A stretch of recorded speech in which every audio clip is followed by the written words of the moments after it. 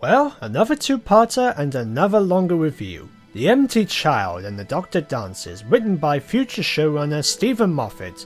Now obviously if you're familiar with Doctor Who history, you might question how did the writer who gave us this sofa of reasonable comfort in The Curse of Fatal Death manage to give us one of the most frightening stories in the show's revival. The story opens with the Doctor and Rose following an unknown extraterrestrial object hurtling through time and heading towards London Earth. They find themselves in 1941 at the height of the London Blitz. Both get separated as Rose gets caught up in an air raid whilst clinging onto a barrage balloon, only to be saved by Captain Jack Harkness. Do I even need to say who plays him? While that is going on, the Doctor explores the streets of London, happening upon Nancy, played by Florence Pugh, looking after a group of lost children, but is also under caution of the presence of a gas mask wearing child. With more and more people turning into gas mask zombies, it is up to the Doctor and Rose and the newly joined Captain Jack to work out the cause of an alien outbreak, while at the same time help a child's desperate search for his mother. Since this is the first full Stephen Moffat story, it does have a few story beats I do actually kinda like. An action-packed opening, the TARDIS arriving in wrong destinations, monsters based around everyday items, an over-the-top action scene, a compelling mystery to solve, a few dirty talks here and there, and I think one of my favourite funny elements, the Doctor blending in with the environment. I love the scene where he enters into the nightclub and instead of bursting out with questions, he just sits back and waits for the song to end before he goes up on the stage almost like a stand-up comedian. Another bit I did like is when Nancy and the boys sit at a table of food and the Doctor just happens to be there and all he does is just sit down and have a nice dinner before he asks them questions. I love that. It's little stuff like that that humanizes the Doctor. Once again following the trend after the episodes Dalek and Father's Day, this episode goes dark and mature with some really compelling character drama. This two-parter is considered to be one of the most scariest stories ever broadcasted in the show's history, and it clearly shows. It's not an alien invasion, it's not even a bog monster or an entity possessing the human race or a big blobby monster, it's just a little boy in a gas mask looking for his mother that just happens to be able to raise an army of gas mask zombies. It has no control over it. And it's damn terrifying. I'm not kidding. I remember watching the story for the first time being actually scared all the way through. The idea of the child in the gas mask appearing anywhere left me in a tight spot, like the scenes with the child ringing the TARDIS phone, speaking over a tape recorder, and using the typewriter even when they're not in the scene.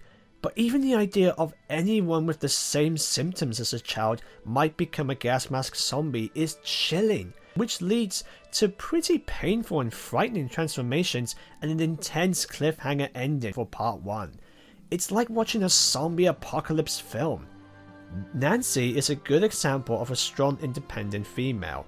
Yeah, it's a little obvious she is satirizing Nancy from Oliver Twist, another Charles Dickens story, but to be fair, she does become her own character. She looks out for all the lost boys, almost like a nanny or mother figure to them, holds her ground to the Doctor over something as little as taking 2 slices of chicken. But then when the child comes in, it terrifies her. She clearly feels guilty of what has happened to her and the child, that she does whatever it takes to protect the boys from meeting the same fate.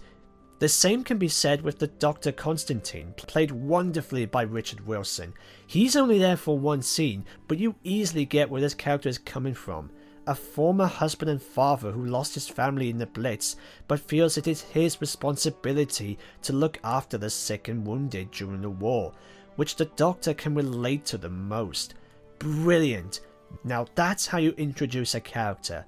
Rose, for the most part, does feel like she is becoming a bit obnoxious and unlikable bitch of a character for later stories. Stuff like her clinging onto a rope, having no idea what it's actually attached to. But it does, however, lead to a pretty fun action scene. Yeah, the green screen is obvious, but come on, it's a character clinging onto a barrage balloon during an air raid. Let me have this!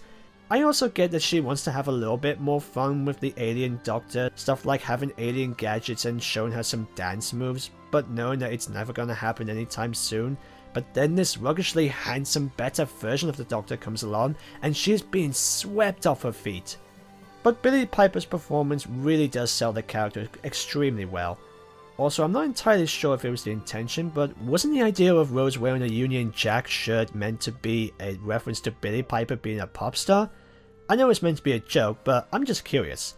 Yeah, let's talk about Captain Jack Harkness. John Barrowman was made for this role. In fact, the first scene you have with him is the perfect introduction to his character. He's suave, he's smooth, he's giddy, he's sexy, he has so many gadgets to handle, and yet he has a compelling backstory which he himself is hoping to find out for himself. In fact, he's not just a Han Solo good-looking awesome action guy. He is the one who started this mess, so he knows he's made a mistake and he has to try and fix it himself without knowing exactly how to fix it. And yeah, I'll bet his appearance spawned a lot of fanboys and fangirls. I'm not entirely sure whose idea it was to create this character since he does become a recurring companion for the show, whether it was Russell T Davies' idea since he's the showrunner or Stephen Moffat since he wrote this episode. But even if he didn't become a new companion, Jack is still a cool character. Plus, we get a funny scene between the two men comparing each other's devices, plus a banana.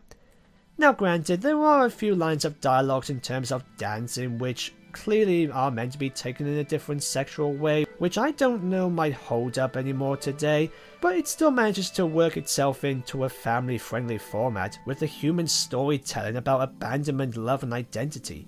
Next to Victorian times, I have a crazy love for the World War II time period, and the production work in this episode adds to it. Scenes like the nightclub with the singer in the spotlight, the sound of war sirens, soldiers walking around a crashed site, or just hearing the old classical music playing on the radio just flutters my heart. In fact, the camera composition is brilliant, from the quick zooms to the child in the corridor, the distorted point of view shots for the gas masks, or even the tilted angles of the characters within the environment. I feel like this was the best production work ever put into the series. The sets, the costumes, the hair, the makeup, the graphics, the vehicles, everything. Mwah! All of that comes to a beautifully uplifting ending with a music track which should have been released on disc. Nancy accepts her responsibility as the boy's mother, Jack managing to stop the bomb from crashing into them, the nanogenes removing the gas masks, and as the Doctor points out, everybody lives. It's such a massive victory win for the Doctor, and it's possibly one of my all-time favourite Doctor moments. It also ends with the Doctor and Rose picking Jack up as their new companion, and they just have a little dance in the TARDIS. Perfect. Now I will admit, this isn't really one of my all-time favourite episodes, but I do still love this story. The characters are all solidly written and wonderfully performed by a strong cast. The story has a brilliant mystery given to it, the threat is creepy to overcome mixed with a World War II zombie apocalyptic atmosphere, the production setting of the London Blitz is top notch, it really is the execution that really sells it for me. So if you'd like to have a beautiful story taking place in a brilliantly executed time period with laughs and fun characters, then come and dance your way over to this two-parter.